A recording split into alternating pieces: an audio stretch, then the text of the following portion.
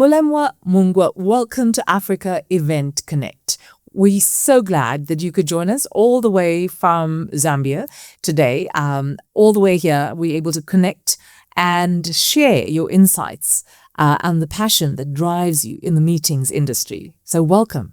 Thank you so much. I'm so excited. I'm joining in from Livingston. I live in Lusaka, but I am right on the banks of the Zambezi River. So very exciting. I wish I could have been there with you. But unfortunately not. There's work to be done. But so let's start with some uncomfortable truths, right? Now, you sat in hundreds of meetings as a planner, as a strategist, as an observer as well. And when you walk into an event, you know within that first 20 minutes that it was never going to achieve what it set out to do, right? What do you see? What are the signs that you know something is not going right? Usually it's from the people. That is the first thing, like who's in the room. So if it's something that I know is, an area that I'm very familiar with, that is a telltale, like this is not going to work because ABC is not there. Or sometimes it's even the location. Sometimes the location is not fit for purpose. So you have a lot of conversations or depending on the level of participants, sometimes you find that where you go or what you put in the room takes away so much from what you intended to achieve. So yeah, for me, it's really the people factor that is number one. So you saying that it immediately tells you, I may be in the wrong place, that this is not going to be rewarding. I'm not going to walk out with what I intended to in the first place. I'll tell you, there was one time that I was managing an event for my bank as the planner and coordinator, and I was the event manager, but this was also my bank, and I didn't get an invite to the event. And when I'm sitting in there, and it was targeted at their, a certain bracket of their clientele, and I sat in that space, I didn't get an invite. But more importantly, I could tell immediately half the audience were not their clients, but they were friends to people that work for the bank. And I'm like, no, yeah, immediately, like, this yeah, is so not going to work out. immediately. Yeah. Now, talking about managing meetings at the central bank and at government level. Now, these are environments where the outcome of the meeting is the entire point of the meeting, right? The outcome is really, really important. So what did that discipline teach you about how most events in our broader industry are planned? So I've had the privilege of working from social events to business events. So what wouldn't ordinarily have been a great party would have been measured by, how many people stayed on the dance floor, how many, that was my background. So I was coming from a party planning and then going into work for a bilateral project, which is between two governments and stationed in the central bank. And so the optics were not even, top 10 of what was going to make this event important. So it was really who was in the room, the outcomes, measurable outcomes, because most of these meetings would have some form of communique. It would have, some kind of objectives that you were ticking against. So if none of those elements were factored into the planning process, it would fall flat on its face. And it wasn't going to be just the party planner or the event manager didn't do their work. It was going to be the consequences were really felt by very senior, high-level people at both levels of the partnership. So you had to be very meticulous. It was very surgical planning. It was to ensure that not only were you within time, but also to make sure that the objectives and the event were aligned. So always delivering connected events so that you ended up with the expected outcomes. But with most of these events, the event is not the end, it's the starting point. So you're able to leave the event with a document that then guides you on the next steps.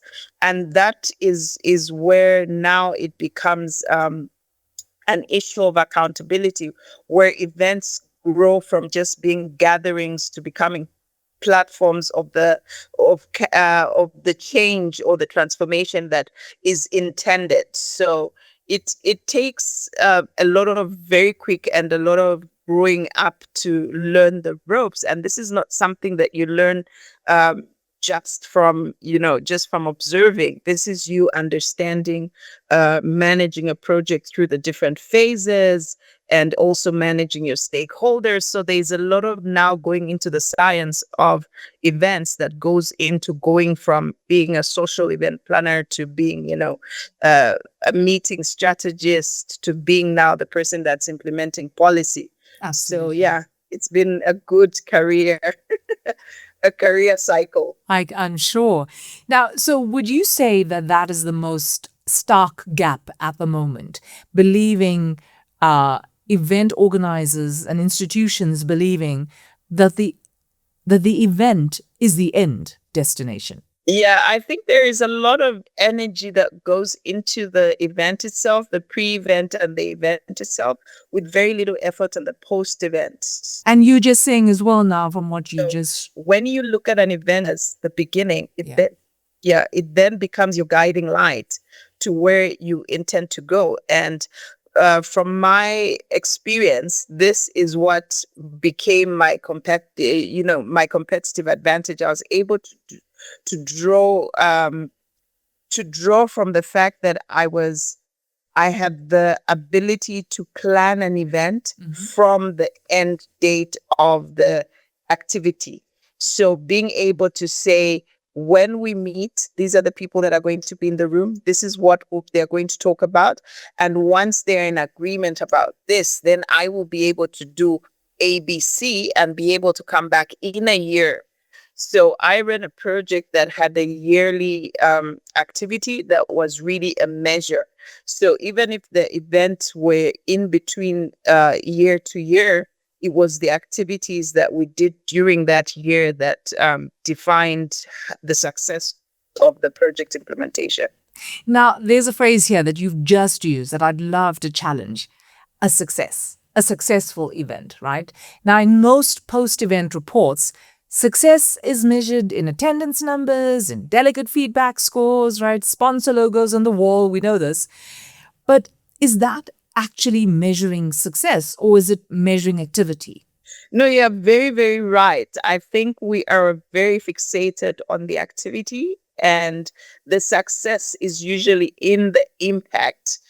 Whether it is at community level, it is at, even at country level, at economic, based on the objectives of the activity, you are then able to measure.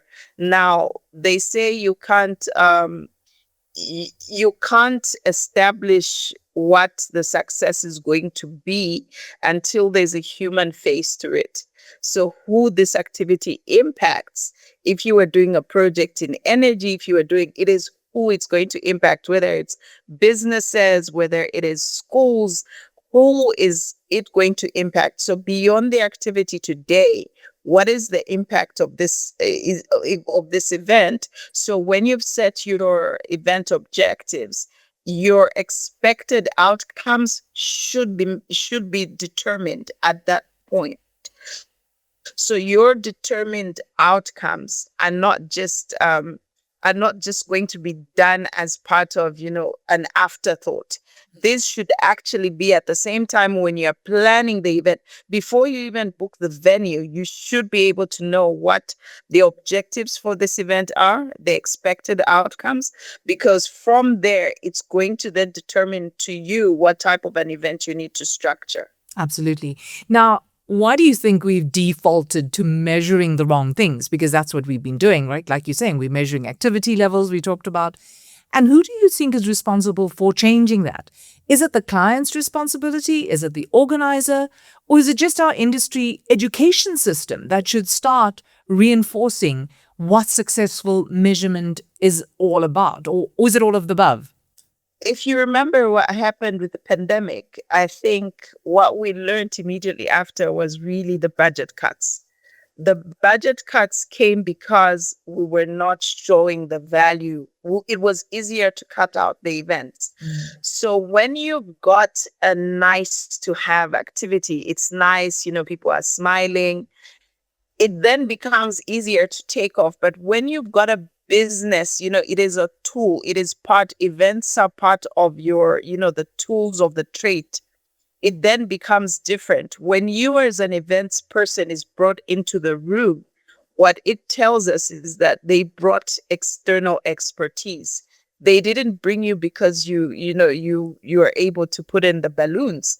They brought you in because you understand where the landmines are on this field.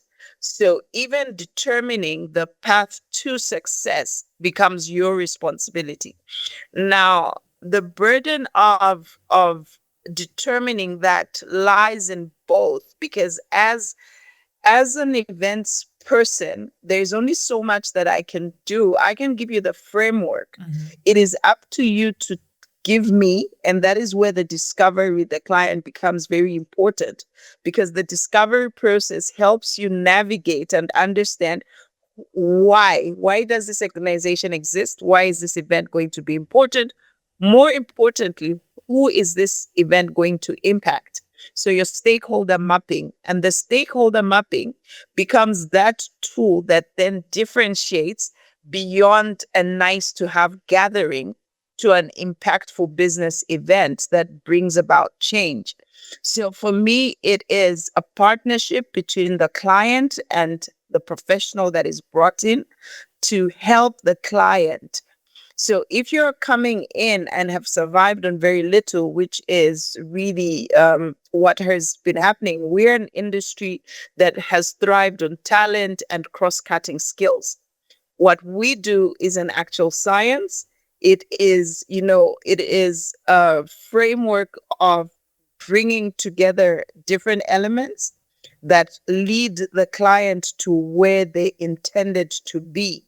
Whether it is from a product launch, it is a conference, it is a bilateral meeting. The roadmap, the journey that gets us to the point of success is the same. Event management body of knowledge gives you the five elements. So it is your administration, it is your risk, it is your logistics. And so if you don't look at every event on its merits, if you don't look at it from the point of view of what is this event supposed to achieve for the client, even for my birthday party, if I hired you for my birthday party, my objective is to make me um, look like I'm living my best life and make those that didn't attend my party have FOMO. That is the objective. So the party planner that I bring in has to be able to give me that kind of an event. And now when we take it to the business level, it becomes a tool that a client has then identified that is going to bring them the results that they are looking for. So yeah. Absolutely. So let's get practical right here. If an organizer came to you tomorrow and said, I've been asked, I want you to plan this annual industry conference. Where do we start, right? Walk us, you've taken me through some of the conversation of that you would have and to understand what are you trying to achieve, what are the outcomes, but what do you think we're not asking? What are planners not asking?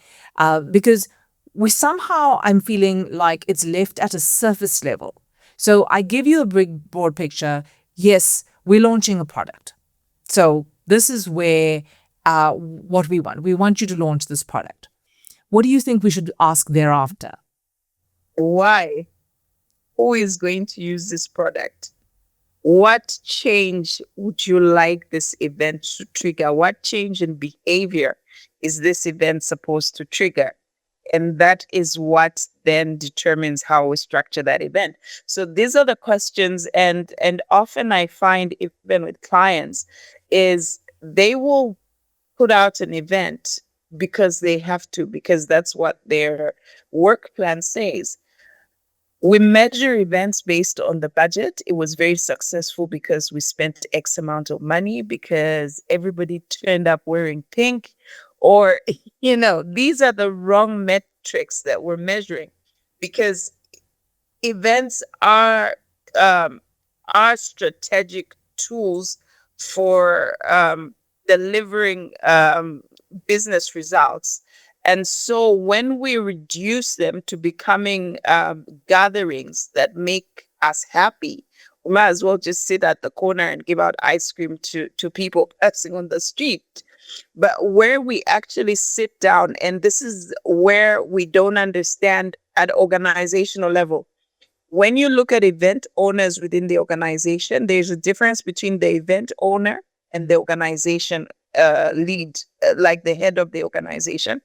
There is the budget owner. There is all these different players at organizational level, until they have spoken to each other. Because in most instances, you find that the end user is giving procurement or is giving PR elements of this activity that they're planning without their input.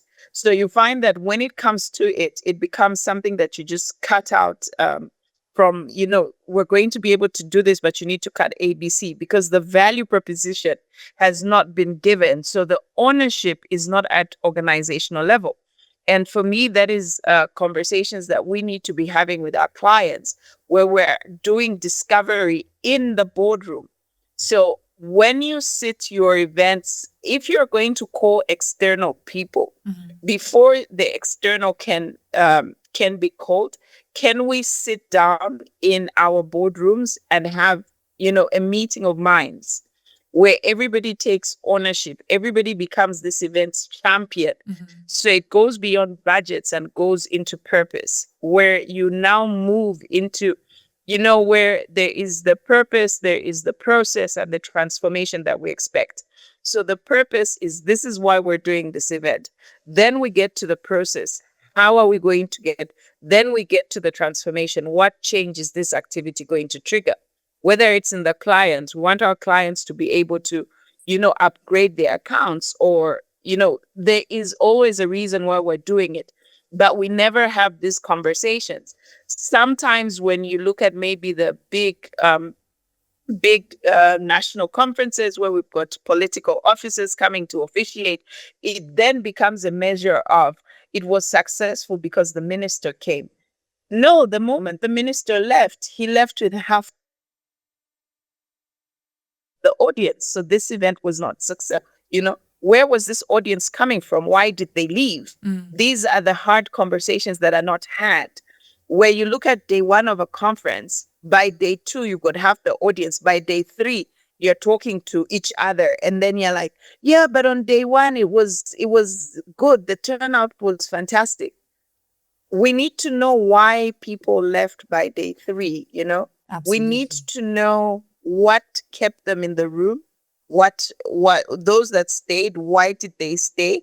Was there an allowance attached? Or, these are conversations that are uncomfortable but need to be had.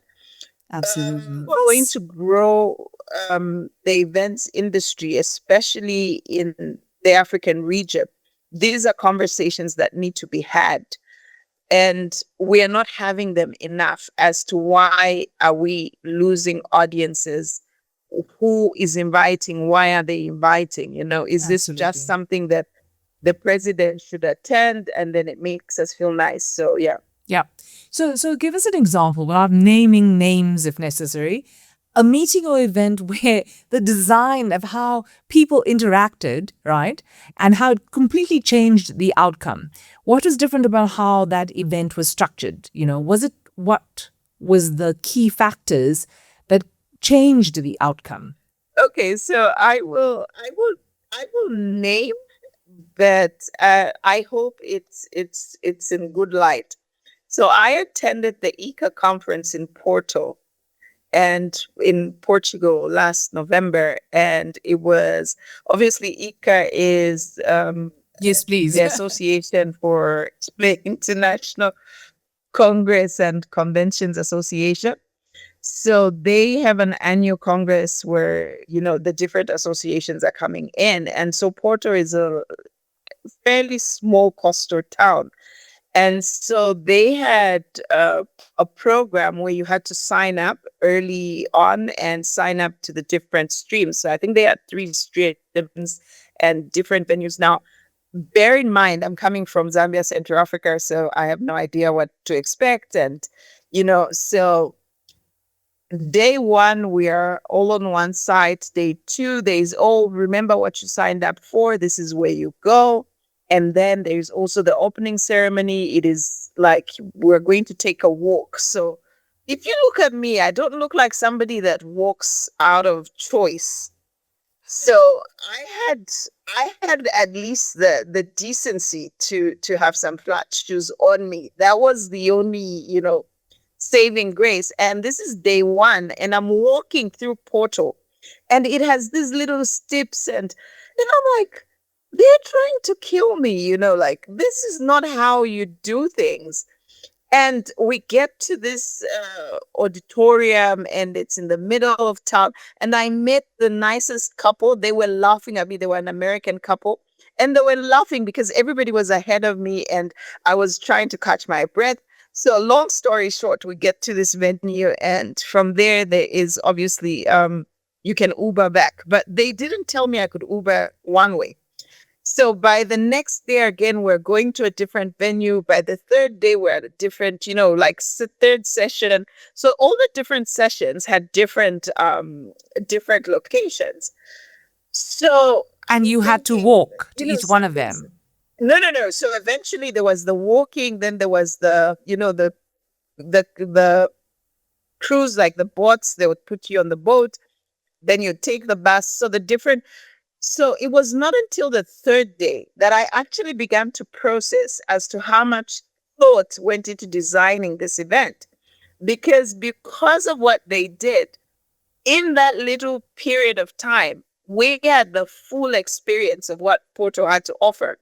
So we knew about the historic elements, which is where we had, the session with the wine cellars, where the wine trade was happening. So all the different components were coming together, but you couldn't see it from the program because all I was thinking about was I was meant to walk, why didn't they provide the bus? But it was walking through the old town that I was able to appreciate even the stores that they had, different parts of it. So it was, for me, a really aha moment because in a very long time, I hadn't been. The last time that happened, I went to an MPI, 50 Years of Meetings Professionals International. Mm-hmm. And it was at that moment where they had this whole 50-year kind of museum that also, because of how they designed the event, I think there were people that were looking and thinking, why do we have to walk through all this? But because it was a teachable moment and a learning experience that I carry very dearly now, that in hindsight, that is how we should design events. Yeah. With the understanding that that experience was new, it was unique, and it taught you more than you expected. So, yeah. And the impact, the long-term impact and the legacy. Yes. Right. Because there's so much more beyond even just how the different infrastructure, the different support, like you were able to see it all. Yep. Where the winery is involved in a conference,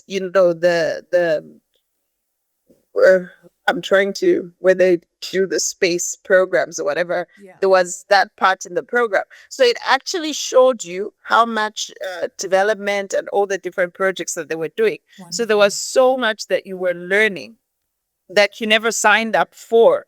But Porto then was able to position itself as a city where the different associations, I do believe, are going to go back, because you want to really go back and experience that in a bit more detail. So, yeah. Yeah, you're going to take your association and your members there as a destination because you know it's going to tick all I your want to go boxes. back on holiday. And that too, right? Like we say, business tourism leads to leisure tourism. Now, Yes, it in does. order to get to that outcome, that feeling that you had, of understanding what you're experiencing and this opportunity, because the program is chock-a-block, of course, and now they've given you an opportunity to experience the city whilst going through the conference program. They're telling the story alongside the program. So in order for us to get there, there has to be a brief, right? So in your experience, if we look at event briefs, what do you think?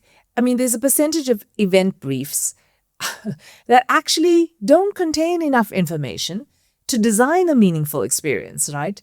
And, there's, as opposed to logistical ones, some briefs give us enough just to design something logistically, have the right venue that seats 500 packs, that has this kind of food, that has accommodation, that is able to transport people from the airport. Logistics ticked. We can do that, right? But what should event briefs contain if we want to design a meaningful experience, like the one you had in Porto? Again, for me, it really goes down to the people factor, how well we understand who we're planning this event for, because then that also helps us navigate what we do for them.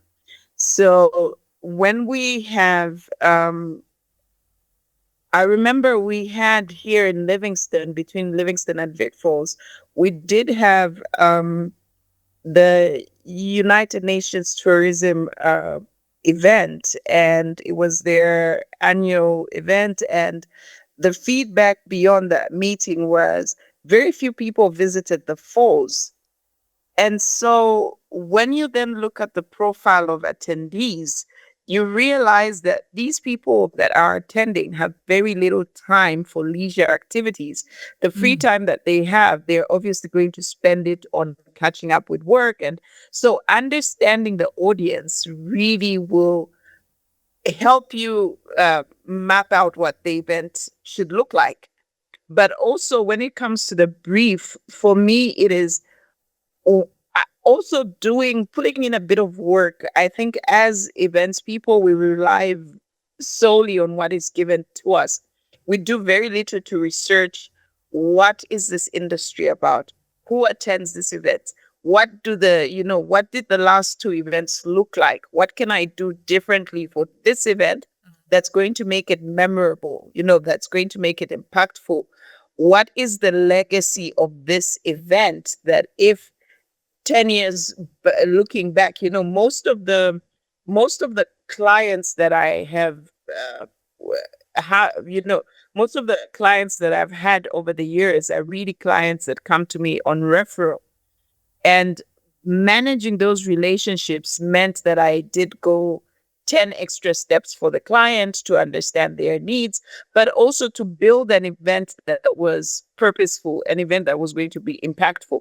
And I think that is what we need to look at. So the client will give you the brief, but the burden then shifts on you to say, what more can I add in for the client? So even just sitting down with the client and spending time to discover the specifics of their industry, what it is, when you look at the psychology of events, how will this event make people feel? What do I want to be the experience that somebody that attended this event is going to leave with? So based on that, you start now mapping out and planning an event. And usually we restrict ourselves to the budget. We're always very budget focused to say, I'm not going to go over budget. But when you actually plan without looking at the bottom line, if you've build a good enough business case, you can even get a lot of the stuff that was going to cost you as as something that is sponsored, or even given to your clients as part of an ongoing plan for the destination or something, where Absolutely. it becomes part of the experience that you're trying to sell, not just for your benefit, but for for the host organization's legacy. So for me, that is what I really, really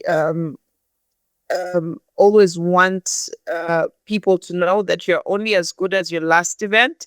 So you always want to make your last event your best yet. So every time as planners we are building events, let's make sure that we owe it to ourselves to do better every single time, because that is where the jobs come in. Now, in order to do that, like you're saying, you have to tap into the psychology, right? The human psyche. How do we make people feel, right? So we've got the brief. We need to roll this out and execute this event. But in order to do that, we have some tick boxes that we have to need to fulfill. And there's two that is always quite tricky, I find. And I'd love to hear your opinion on this. But very often, we try to fill a program to the brim sometimes, back-to-back sessions, no white space, no time for conversations, right? And we keep building this program and, client looks so happy because it's such an amazing program with great content, absolutely great content. But what is that at the cost of? Because on the other side of the coin is that we want to do the networking because, it's listed an almost event program. Yet there's not enough time for the networking. So the networking happens by accident, standing at the coffee station or hoping to bump into the right person. How can we balance the program and the networking so that we can design it strategically and it's scheduled? It's not just by chance. I've always said that networking is a superpower because going up to people you don't know needs a bit more courage. And I am an introverted extrovert. Oh no, extroverted introvert. So I thrive in crowds when I'm working rather than when I'm attending. So when I'm attending, I will be the one that is in the back because I don't want to introduce myself, or I am that person that won't go out. If I'm managing an event, I will make sure I'm smiling across the floor. So when it comes to me attending the events, it will be me in the back or in my social comforts where I know two people. So I'm going to stick to these two people and I'm going to not move from here. So I don't want to meet any new people, or I will meet them later. But the purpose of the event is really to also grow your network, because this is where your next client is coming from. This is where your next contacts for anything really is coming from. And when it comes to networking, I've always I I learned about networking very young, when I was very young in my career, and that has been my saving grace. And in networking, somebody once taught me, in any given room, can you identify somebody with your blood type? Yes. So imagine if you were at an event and needed blood, who would give it to you in this room? So that then puts the pressure on because you want to know. So it's really uh, a figure of speech, but it is like when when you ever need a lifeline, which direction will it go? So whenever you're in these spaces and when you're building these programs, the burden also, because as event planners, usually the technical program comes from non-events people. So for them, it's like the more they put into the program, the better it is. So the job is now ours to educate the client and say, look, we need, especially with the wellness in programs, this is what we need to do. So it's the standing, it is the time that they can go back to their laptops. It's also killing the Wi-Fi, where you've got certain rooms where people can access Wi-Fi so they can focus on the program.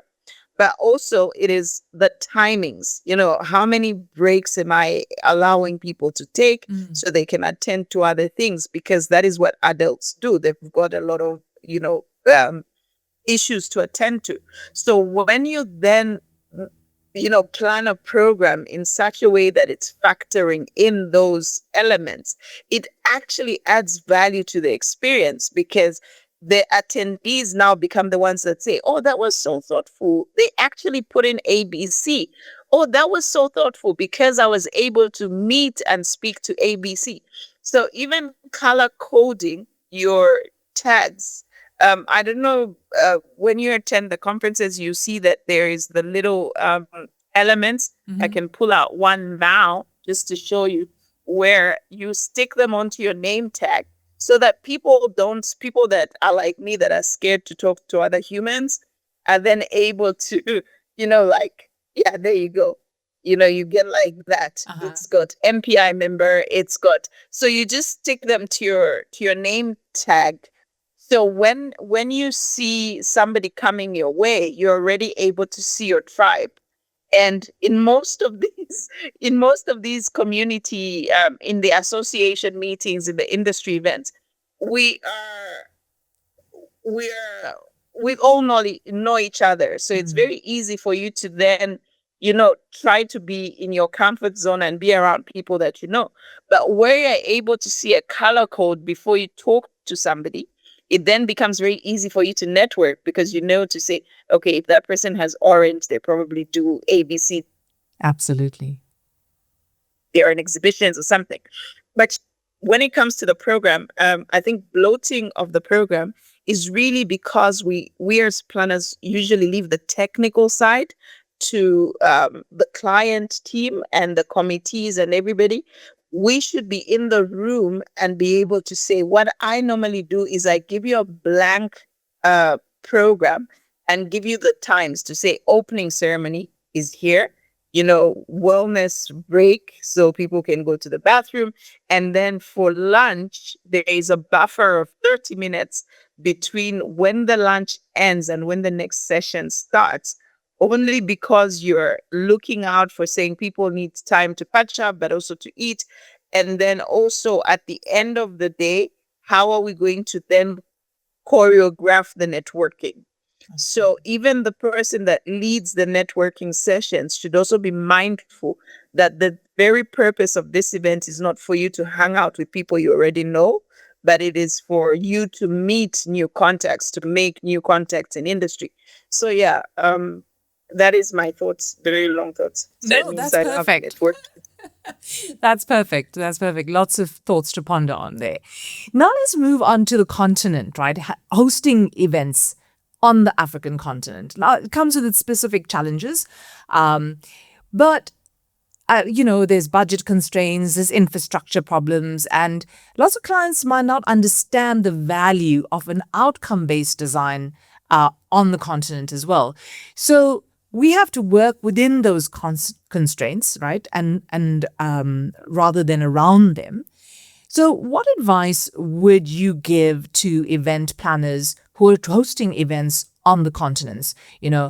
How to work around the challenges, because also you have this tendency where we tend to import event formats to try and replicate what's happening in Europe and the US without seeing whether it's actually serving our local audiences here, because there's the cultural dynamic, there's community dynamic, and there's so much that we could leverage, but sometimes we find it easier to rather just bring in these ideas and think it's going to work here. But like I said in the beginning, we have our challenges. So how do we work around those challenges and we learn from each other's events. We bring ideas to our events, but how do we modify them so that we are culturally aware?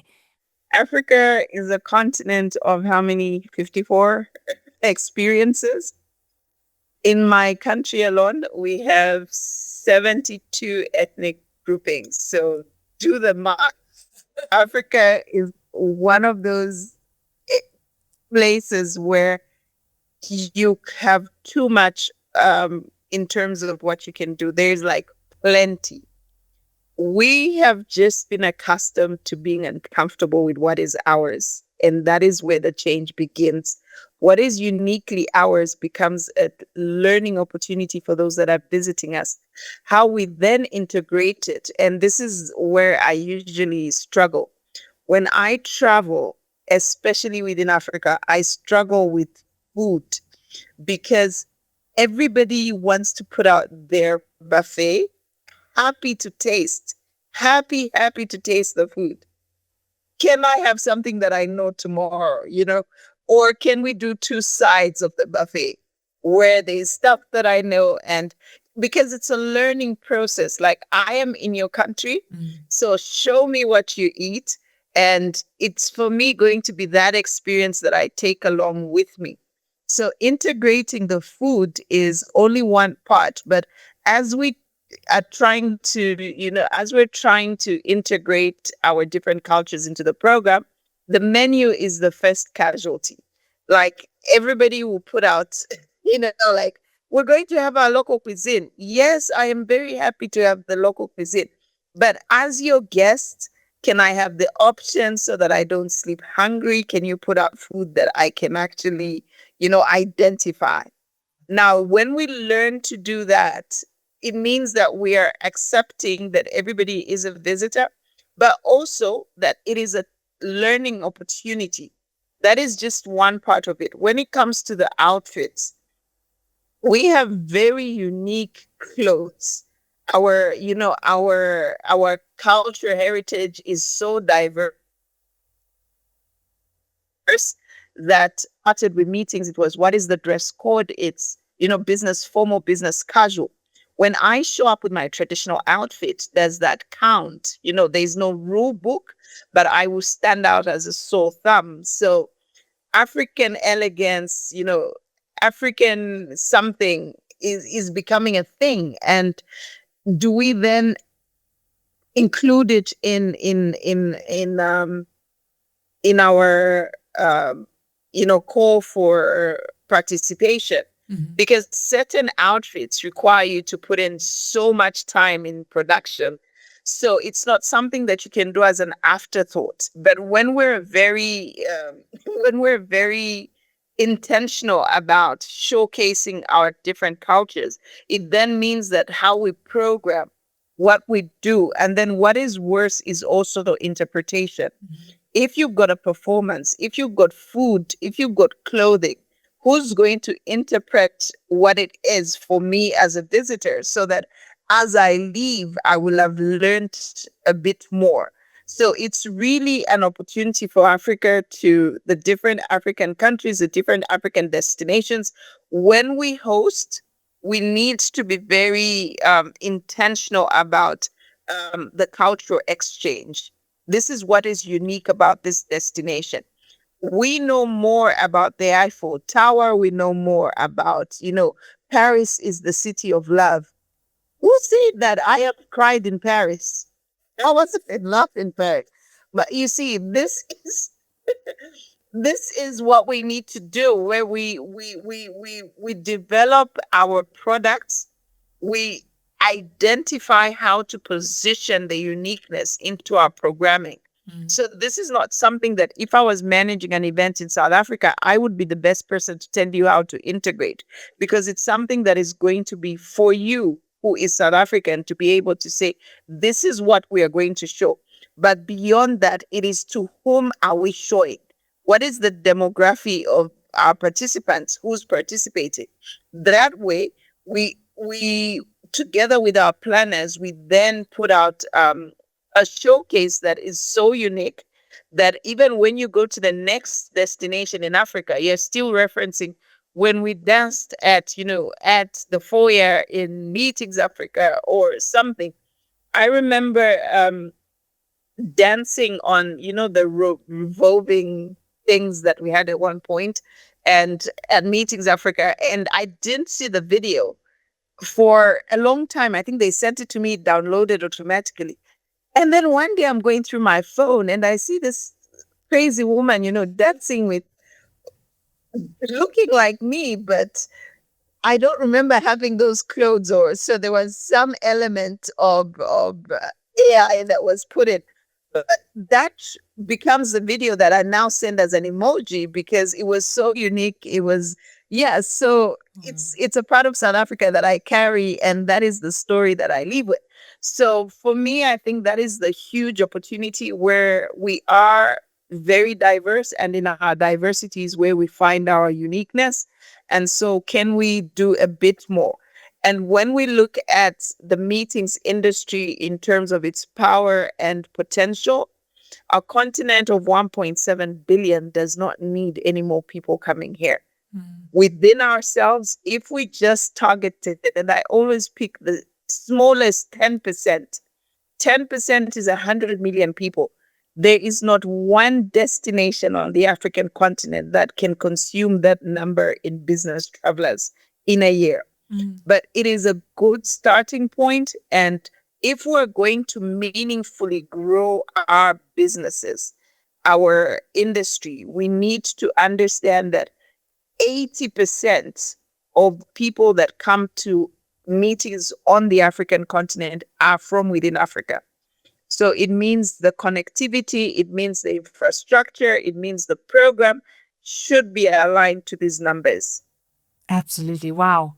I love that. I love that. That makes so much of sense. I love the integration that you're talking about, of how we integrate the culture without scaring people off, without making them uncomfortable, but just uncomfortable enough to make it memorable, right?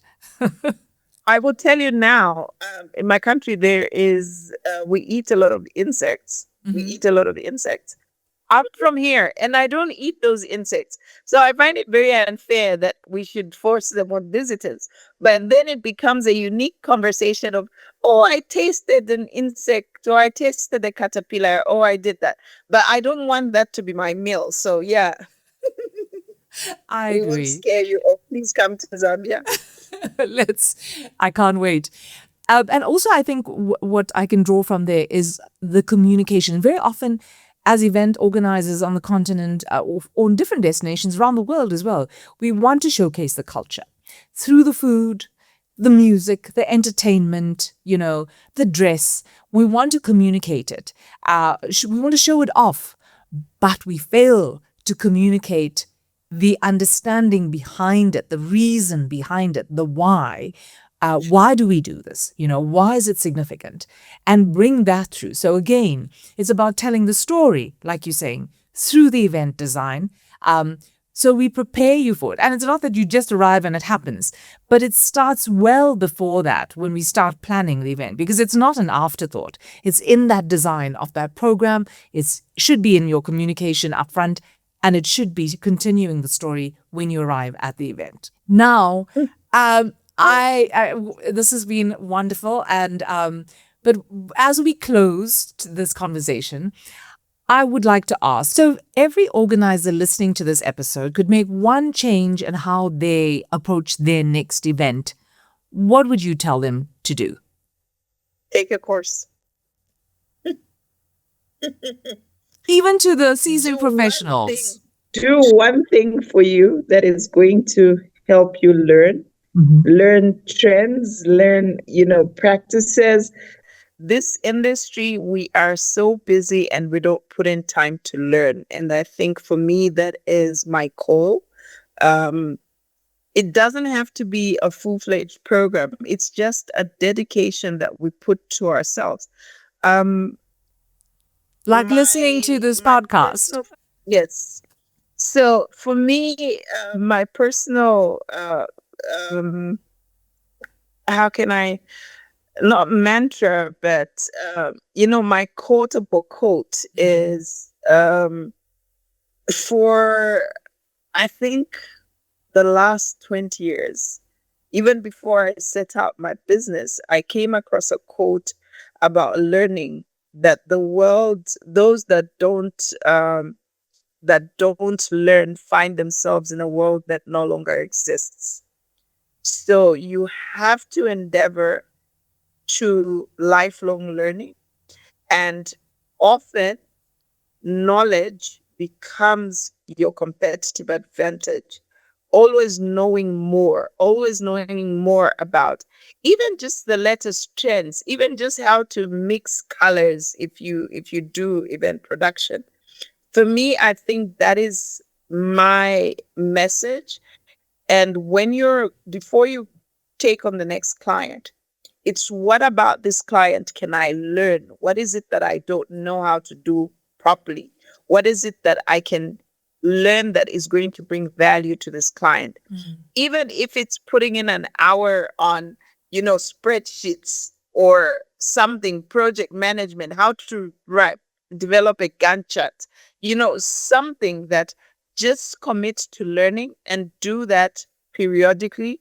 Put yourself on every 3 months, because the reason why I'm saying this is the biggest challenge that I've faced, especially as an industry advocate, is that when I enter certain rooms, first and foremost, the people in that room are at a certain level of decision making and they look down upon our industry.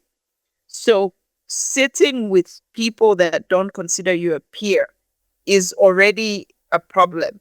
Sitting with people and trying to lead a conversation where they think you're intellectually inferior is annoying.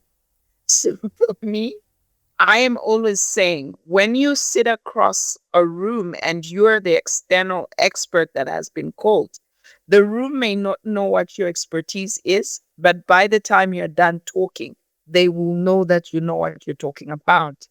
So for me, it's really empowering yourself through knowledge. And when you do that, it actually drives the industry forward. It's because we sit in the room, take notes, and are quiet. It is why we sit where we sit. We are back office. We are support staff. No, we are a critical component of, we are the success factor for whoever is sitting in this room. And we need to take our rightful place in these spaces. So I will leave it at that. Thank you so much. That I truly believe in that as well. I am very happy to have joined this podcast, and I look forward to the next time that we do have a chat and I am not in a hotel room that needs lighting. Not to worry at all. But, I think here's what I want every organizer listening to take from this conversation. I think the venue, the catering, the AV, the registration system, all that's craft, like we said. We craft, and craft matters. It does. But craft in service of the wrong objective, I suppose, is just well-executed waste. We're just wasting resources and time and effort. But like we've mentioned as well, the real work begins before any of that, right? It begins with a question, like you said, that is harder than any logistics. And if we can get that right, what do we actually want people to think, feel, decide, or do because this happened, right? That's what you want.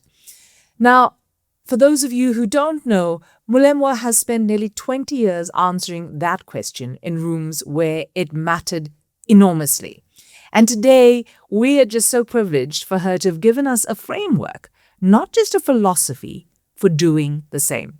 So Mulemwa, I just want to say thank you so much. This is the kind of conversation that changes how people work on the African continent. Thank you so much. And to everybody that's listening, thank you so much for connecting with us. If this episode resonated with you, do share it with one of your peers in the industry and continue aspiring to be forever learners, lifelong learners.